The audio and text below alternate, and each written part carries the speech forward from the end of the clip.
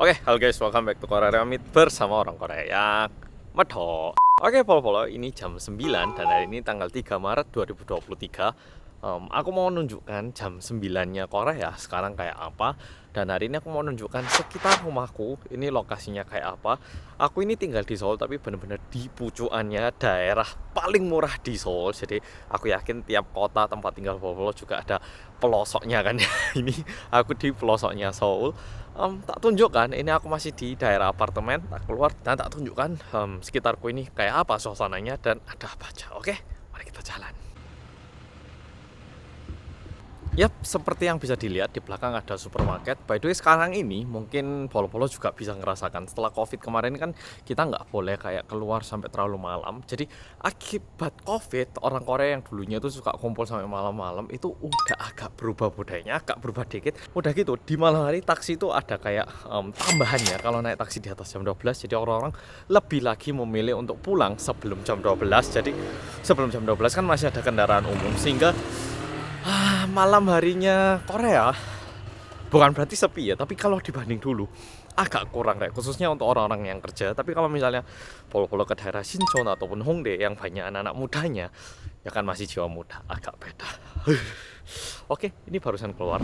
Bol, ada nggak di antara bol yang sekarang lagi bingung ataupun lagi khawatir soalnya lagi mau pasang wifi di rumah? Soalnya jujur kayak kakakku aja ya tinggal di Jakarta, itu tinggalnya benar-benar di pusat Jakarta, depannya Pacific Place Mall. Di apartemennya kakakku pilih wifi-nya nggak banyak. Wifi-nya kakakku itu udah mahal, owelan, bahkan nonton YouTube aja kadang itu masih nyandet-nyandet banget.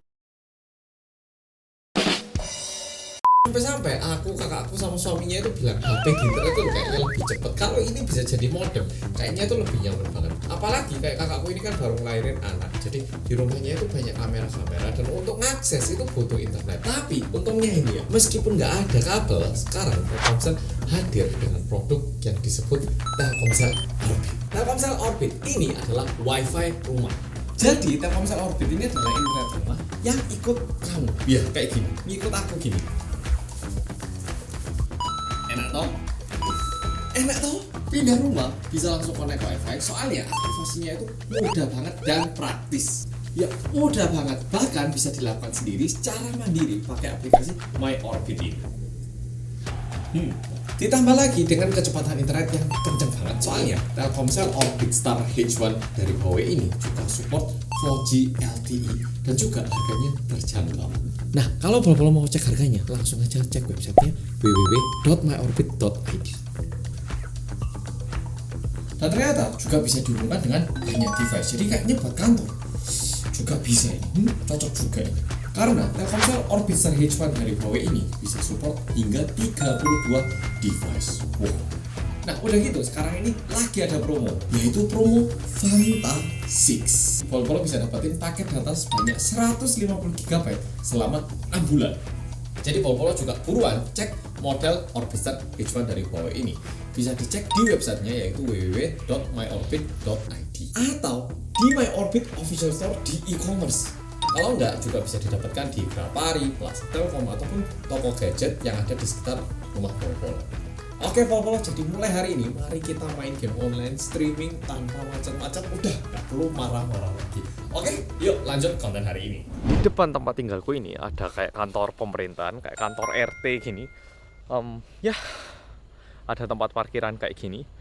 Ya, kalau malam hari ya tentunya tutup. Terus pertama-tama di sini ada tempat cuci mobil tapi self. Jadi di Indonesia aku nggak yakin ada nggak ya tempat cuci mobil self. Tapi seingatku dulu waktu aku masih tinggal di Malang, kayak cuci mobil itu dicucikan cuci tangan waktu itu ya kalau nggak salah kayak 60 atau 80 ribu atau 50 ribu malah. Itu udah dijamin kalau hujan dicucikan lagi.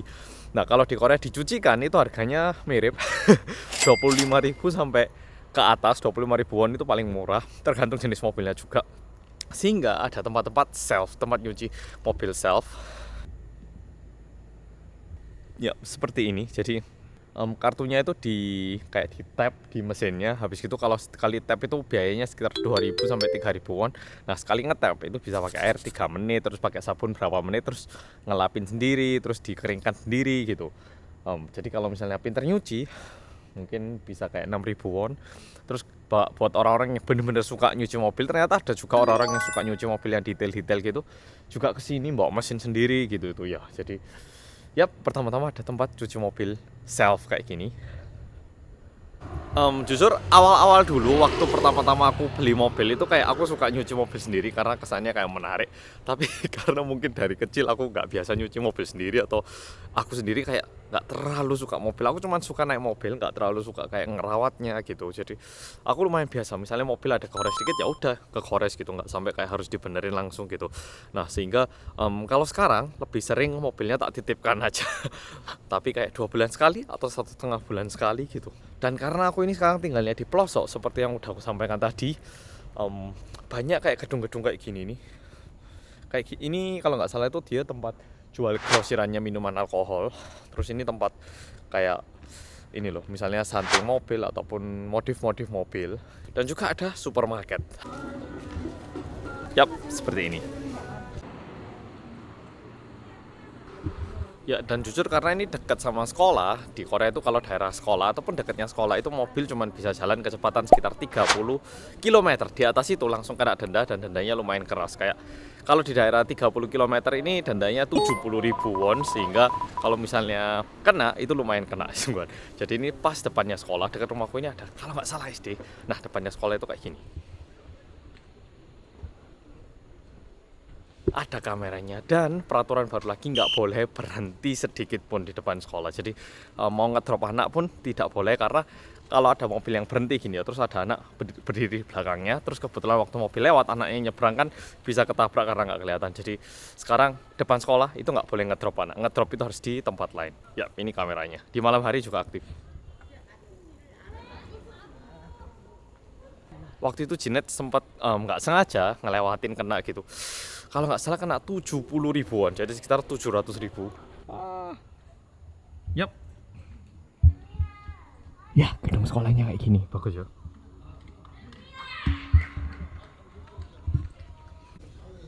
Mencegah penyebaran COVID, orang luar dilarang masuk. Yang cuman boleh keluar masuk cuman pelajar, dan juga cuma dibuka waktu pulang dan juga masuk sekolah.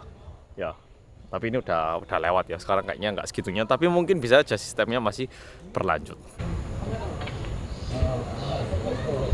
Nah, sedangkan yang kayak gini nih, ini bukan untuk nangkap mobil, ini cuma kamera jaga-jaga kalau misalnya ada kejadian yang tidak kita inginkan, kayak misalnya pembunuhan, pencurian, ataupun ada mobil yang melarikan diri atau dicuri. Ini kamera-kamera yang digunakan untuk mencari ataupun melacak. Jadi kalau kamera ini nggak mendeteksi kecepatan, dia nggak ngasih kamu denda. Yang ngasih denda itu mesti ada kameranya dan ada tulisan kecepatannya. Tapi kalau di Korea kita pakai navigasi, itu diberitahu kameranya di mana aja. Jadi sebenarnya bisa dihindari dengan cara depan kamera ngerem, habis itu ngegas. Kalau di Korea kita bilangnya orang-orang seperti itu adalah orang-orang kangguru. Kangguru kan soalnya dia lompat-lompat, pelan cepet, ya kayak gitu.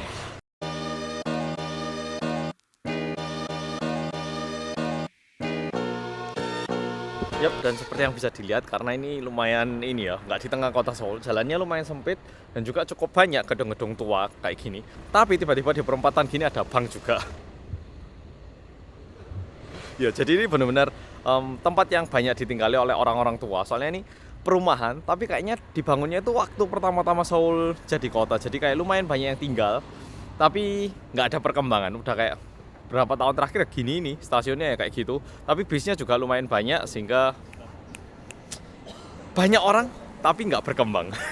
Nah, ini aku mendekati ke salah satu stasiun yang terdekat sama rumahku, yaitu stasiun Changdong. Jadi pakai Google Map lihat aja aku tinggalnya di mana. Pucuannya Seoul banget, sungguh pucuan banget. Ya, di sini ada yang jual ikan juga, ada supermarket gini nih. Oh, ya ini sekarang yang musim lagi, yaitu kafe tanpa orang. Ya, jadi bisa masuk, bisa pesan, pakai kartu sendiri, pakai mesin semua. Cuman aku nggak bawa dompet, cuma bawa HP, jadi aku nggak bisa nunjukin deh. Sorry banget. Nah, ini udah deket banget sama stasiun Changdong. Tak tunjukkan di sini banyak yang jual sayur-sayur sama daging-daging, dan lagi-lagi ada CCTV yang dipasang untuk keamanan.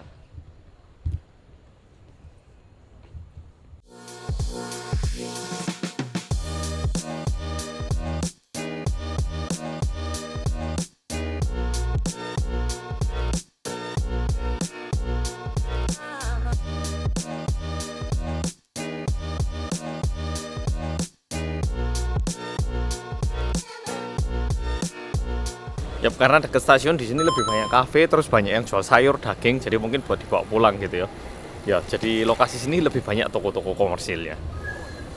Oke, jadi stasiunnya di belakang sini, terus jalannya tadi aku lewati sini. Jadi di sini kelihatan lebih banyak toko-tokonya dan juga ini salah satu daerah yang paling sering tak lewati soalnya depan situ ada supermarket yang besar juga. Ya, by the way, Seoul itu di malam hari lumayan kotor ya. Cuman pagi hari ada aja yang bersihkan. Jadi semangatnya pasukan kuning di Korea juga bukan main, Re. Tapi itu sebenarnya nggak salah sih buang di situ karena di situ memang tempat diambilnya sampah, jadi nggak salah. Cuman terkesan kotor gitu.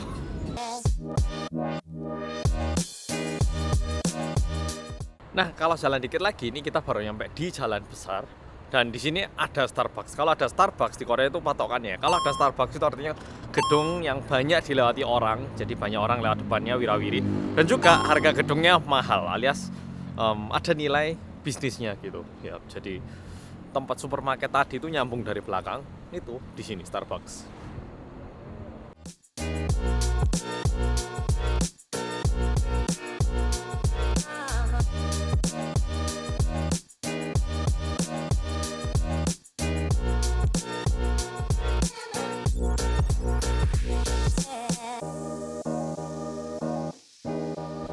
Aku agak sungkan ngerekamnya, tapi perlu follow tahu di Korea ini ya ada yang namanya norebang. Norebang itu tempat karaoke ya, bisa jadi yang kita pakai koin lah ataupun minjem per jam gitu. Tapi ada juga tempat namanya 노래 주점.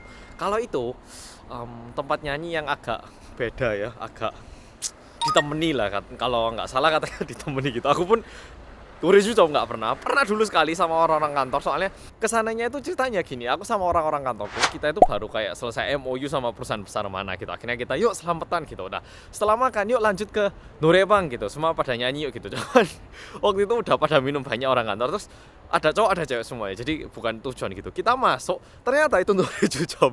Habis gitu sama orang perusahaanku, bisa nggak kita bener-bener cuman pinjam tempatnya untuk nyanyi.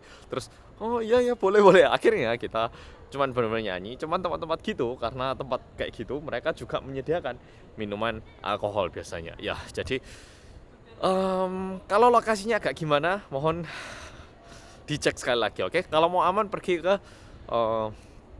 koin norebang, karaoke yang koin itu pasti aman, jadi jangan sampai salah pergi.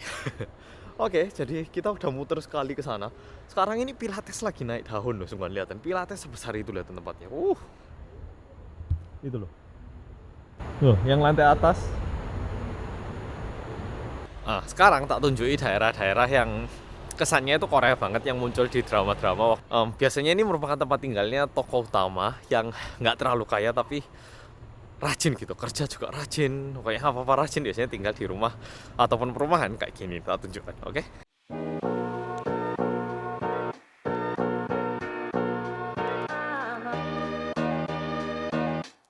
Ya, ini salah satu apartemen yang lumayan tua, lebih tua daripada apartemenku. Padahal apartemenku pun termasuk yang tua. Ini lebih tua lah kira.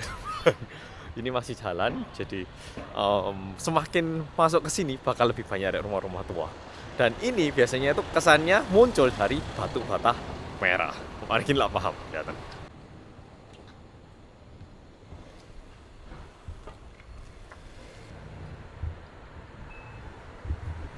Ya, rumah-rumah yang di belakangku yang dari batu bata ini adalah rumah-rumah yang dulu banget. Ini kalau nggak salah katanya tahun 1970-an musimnya. Makanya dulu itu sempat ngetren dan sekarang rumah-rumah gini banyak yang dihancurkan terus dibangun ulang. Nah, by the way, di depanku ini sekarang ini adalah tempat parkir punyanya pemerintah. Jadi buat warga sekitar kayak apartemen kayak gedung ini kan nggak ada tempat parkir yang cukup. Ya toh kayak gedung ini kan nggak ada tempat parkir yang cukup. Nah kayak gini nih misalnya mobilnya kebanyakan, mereka bisa sewa tempat ini dengan harga biasanya per bulan kayak 50 ribu won gitu. Jadi fix gitu 50 ribu won, jadi sekitar 500 ribu rupiah. Tapi gaji orang Korea kan sekitar 2 juta sampai 3 juta won, jadi ya sekitar 50 ribu dari 2 jutanya. Oke. Oh ternyata di sini ada satu gereja Katolik. Oke, sekarang tak muter lagi karena di sini ternyata jalannya tertutup. Ya, tapi rumah-rumah yang dari batu bata ini yang kesannya itu kayak wah Korea banget gitu. Ya toh?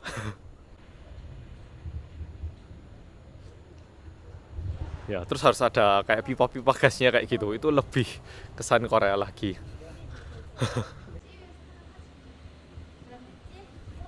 Nah, ini tempat es krim sama juga ini nggak ada yang jagain, jadi tinggal ngambil terus bayar sendiri.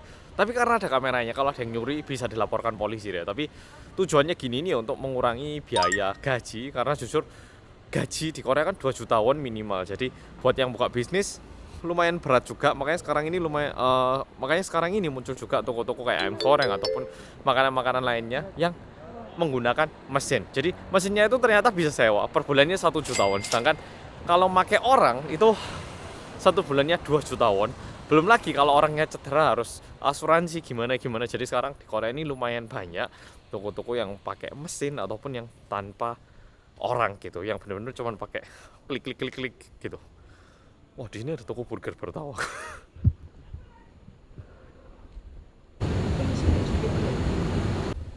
Wah, depanku ini ada salib jadi teringat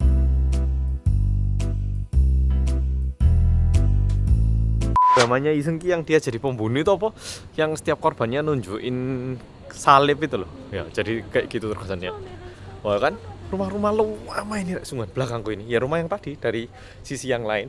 Ini rumah yang lama, terus rumah yang baru itu kayak gini nih. Oke, jadi ini namanya villa di Korea disebutnya. Oke, rumah susun. Terus di drama mungkin juga sering lihat rumah-rumah yang bentuknya kayak gini. Yap, ini juga rumah dulu. Wah, bisa punya kayak gini, ini kaya loh sungguh ada. Satu gedung besar. Kalau dibeli terus dibangunkan apartemen, kaya ini orang langsung. Oh, segini ya besarnya, buset.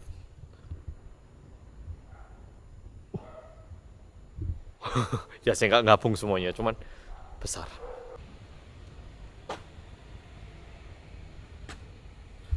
Bahkan sekarang ini bunganya dijual pakai vending machine gini ya. Benar-benar mengurangi biaya manusia sekarang, sungguh ada. Jadi sebisa mungkin nggak mau pakai manusia, karena kalau pakai mesin lebih murah, udah gitu bisa kerja terus tanpa istirahat. Kayak gini kan bisa 24 jam.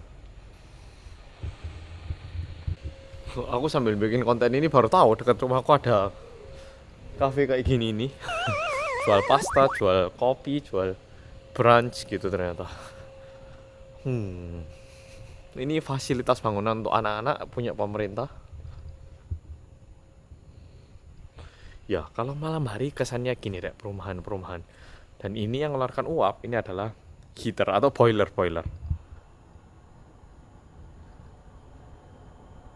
Ya, jadi penghangat ruangan kan ya juga mengeluarkan asap ya. Jadi asapnya itu dikeluarkan dari situ. Sama kayak knalpotnya rumah lah istilahnya. Oke?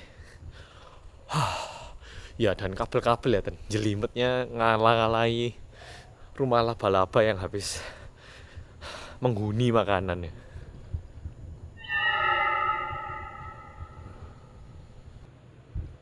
Wah, ini sungguh rumah lamanya Korea kayak gini nih, bentuk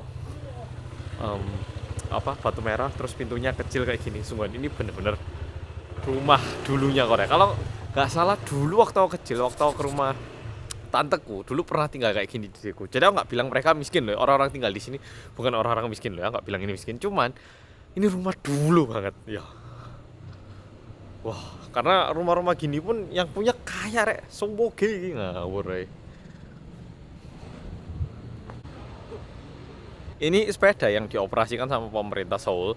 Setahu ini mereka minus terus, tapi tujuannya pemerintah Seoul itu katanya untuk membantu masyarakat yang pengen cuma naik sepeda untuk kesehatan ataupun gantinya naik taksi di malam hari. Jadi ya masih dioperasikan meskipun minus. Kadang-kadang aku juga pakai tapi. Oke, jadi ini aku udah ngelilingi daerah rumah aku sekali. Sekarang aku mau memberitahu satu informasi yang kalau nggak salah kayak 4 bulan lalu aku tiba-tiba kayak kaget gitu. Terus aku juga udah bilang Jinet, jadi saya tak sampaikan di YouTube kayaknya, tak beritahu ya. Pemandangan ini loh. Jadi kapan itu aku lagi jalan di sini malam hari sama Jinet. Terus aku ngeliat ini loh. Tak tunjukkan dari kamera. Di situ tiba-tiba aku ngerasa kayak loh, ini kok kayak dejavu, kayak aku pernah kesini, bener-bener dari sini ngelihat jendela ini gitu. Terus tak ingat-ingat kayaknya kejadiannya itu tahun 2000. Ini kayaknya loh ya, aku sendiri nggak pasti. 2000 2014 waktu itu aku masuk Korea bentar untuk ngurusin wamil. Nah waktu itu aku sempat minta nomornya cewek gitu ya, orang Korea. Terus kita sempat deket dan kayaknya aku pernah nganter ke rumahnya sekali dan kayaknya ini rumahnya. Soalnya aku inget dia bilang, oh ini tempat gymnya mama sama papaku gitu. Terus jendelanya kayak gini, terus ada juga pagar kayu yang 3 lapis kayak ini. Jadi sangat mirip. Aku ngerasa kayaknya ini tempatnya. Tapi ujung-ujungnya aku sama cewek itu nggak berjalan dengan baik. Soalnya kayak udah pergi ngedate gitu ya, 4 kalian bareng. Habis gitu setelah dia tahu aku bisa bahasa Inggris sama bahasa Indonesia, dia bilang ke aku ya, Aku semakin kenal kamu semakin jatuh harga diriku. Rasa kayak aku ini goblok atau gimana, karena aku ngeliat Facebook kamu ataupun waktu itu aku belum pakai Instagram kayaknya. Udah dong ya. aku ngeliat Facebook atau Instagram kamu itu nggak paham kamu ngomong apa sama teman-teman kamu. Jadi aku kayaknya nggak bisa deh melanjutkan ini. Plus waktu itu aku mau ke Singapura untuk melanjutkan kuliah, sehingga itu menjadi kayak masa-masa terakhir. Ya habis itu selesai. Tapi aku kagetnya, masa sih dulu cewek yang sempat tak sukai dulu tinggal di sini. Tapi kayaknya dia mungkin udah pindah rumah, ataupun mungkin ada juga rumah-rumah lain yang kebetulan terkesan mirip kayak gini. Ya, oke. Jadi video kali ini sampai di sini. Udah tak tunjuki sekitar rumahku kayak apa di jam 9 malam. Dan seperti yang Volvo lihat, karena ini daerah perumahan, nggak terlalu banyak orang. Dan juga mungkin sekarang setelah Covid orang-orang pulang rumah lebih awal. Jadi kayak gitu situasinya. Padahal ini Jumat malam loh ya, Jumat malam. Maksudnya di malam hari Jumat. Oke Volvo, makasih udah nonton vlog kali ini. Semoga Volvo jadi merasa kayak melihat Korea di tahun 2023. Ya, oke. Jadi makasih udah nonton vlog kali ini dan sampai jumpa di vlog berikutnya. Buat yang ada ide lain tuliskan di komentar. Oke? PD ini setelah tak tutup videonya, terus waktu aku lagi jalan, aku ngeliat Instagramku ada yang nge-tag angka kelahiran di Korea turun. Jujur aku ngerasa angka kelahiran di Korea sekarang sangat krisis. Anak-anak seusia aku 29an itu nggak ada yang nikah aja banyak belum nikah, apalagi punya anak. Karena jujur kehidupan di Korea tinggi banget dibandingkan pemasukannya. Terus budaya Asia atau budaya Korea, kayak kesannya itu kalau kamu jadi anak, kamu itu harus bantu orang tua. Jadi kayak anak-anak tahunku itu ya, karena sekarang kehidupan udah membaik dibanding dulu, sekarang paling udah nggak kelaparan. Kesannya itu harus kayak kita kaya itu harus belikan rumah yang bagus buat papa mama juga. Emang nggak salah gitu, cuman masalahnya karena bantuin papa mama, diri sendirinya nggak sanggup gitu. Misalnya gaji 2 juta, terus papa mama dikasih uang saku 300.000, habis gitu dia sendiri ngekos di Seoul 500 sampai 600.000, soalnya segitu. Oke, gaji 2 juta mungkin terlalu kecil. Gaji 3 juta itu gede, itu 3 juta. Terus ngasih orang tua 300, terus uang kosnya 600.000, habis toh 2 juta sisa. Terus 2 juta belum lagi dia make nabung paling 1 jutawan. 1 jutawan wis mentok guys misalnya. Terus 1 tahun dia dapat 12 jutawan. Harga rumah 10 M. Gimana mau nikah? Buat nikah aja nggak cukup ya toh. Jadi sekarang jadi jujur sekarang banyak banget anak-anak muda usia 20-30 yang ngerasa kayak untuk aku hidup aja susah. Jadi aku nggak berani punya anak, aku nggak siap untuk bertanggung jawab untuk 1 jiwa lagi yang lahir. Jadi permasalahannya di situ. Memang benar pemerintah itu ngasih banyak bantuan, tapi bantuannya itu bukan uang tuh buat beli rumah. Bantuannya itu kayak kalau kamu penghasilan rendah tak kasih rumah kecil. Kalau misalnya kamu melahirkan anak tak bantu kupon untuk beli susu. Jadi kayak itu ngebantu dikit dan kondisinya harus kayak kekurangan gitu loh. Sedangkan anak-anak muda sekarang untuk hidup dirinya pas-pasan, tapi kayak pemerintah itu tak kasih kalau kamu punya anak dalam kondisi kayak gini. Tapi untuk nyebrang punya anak itu terlalu berat gitu loh. Istilahnya kayak oke, kalau kamu ke Jakarta udah dapat kerja, tiap bulannya kamu tak bantu untuk bisa beli makan harga 5.000 per harinya. Membantu sih, tapi gak terlalu ngefek ya toh. Mendingan dikasih uang 50.000 per bulan untuk uang transport atau apa gitu kan. Jadi kayak persyaratannya terlalu ribet dan yang didapat pun membantu tapi nggak wow gitu. Makanya orang-orang nggak terlalu tertarik untuk melahirkan anak meskipun lumayan, tapi dibandingkan biaya hidup di Korea masih kurang gitu. Oke, ya info tambahan. Oke, bye bye.